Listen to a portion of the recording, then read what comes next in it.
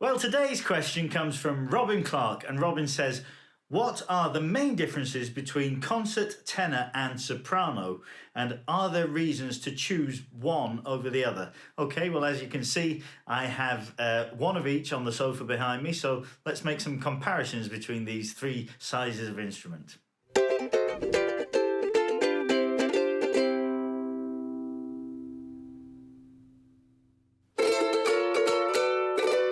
Okay, here's a soprano. It's small and light, which means it's absolutely the first choice for children because it's manageable for smaller hands. But the fact that it is manageable for children sometimes leads people to mistakenly believe that it's not intended for adults. And actually, that's quite wrong. Traditionally, the standard size is the soprano. It's the most popular and commonly found ukulele out there. The fact that it's small and easy to handle means that advanced players can really whiz around the fingerboard and reach chords that they might not manage to reach on a bigger uke.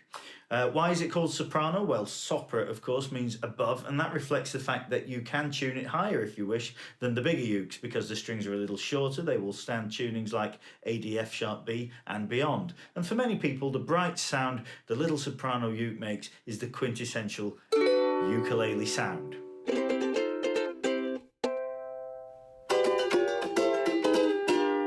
Okay, here's the concert uke, and this slightly bigger size acquired the name concert many years ago because the thinking was that the extra size leads to extra volume, and that is beneficial for it to be heard in a performance setting, in concert with other instruments perhaps, and trying to project to an audience rather than playing for your own pleasure.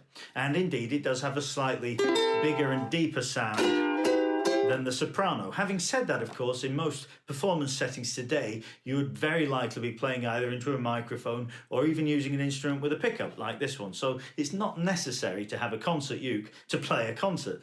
With the extra size comes a little extra weight, but it's still a fairly comfortable uke for most adults and sounds great in C tuning, which is considered the standard tuning these days. Very popular amongst ukulele club players.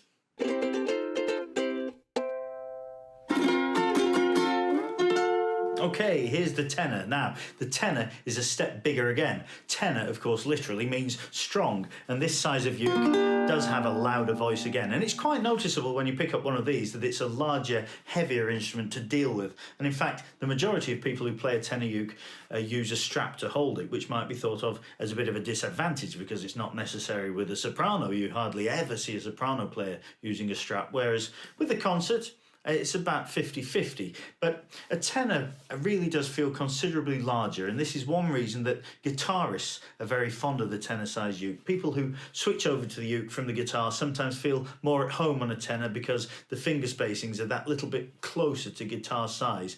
But really, whatever size you go for, you will have to get accustomed to it, and after a few good practice sessions, you should soon stop noticing the difference very much.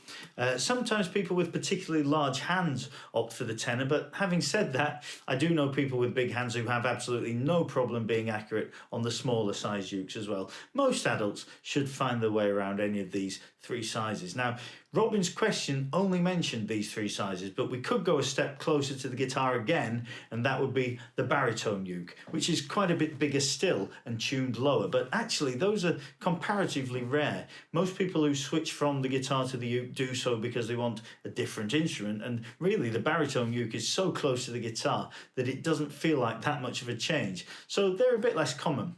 So there you have it. The quintessential character of the ukulele is distilled in the soprano, the little light portable fun instrument with the bright sweet sound, and you can take gradual steps towards the guitar end of the spectrum as you wish. There's no right or wrong choice. It's purely a matter of taste.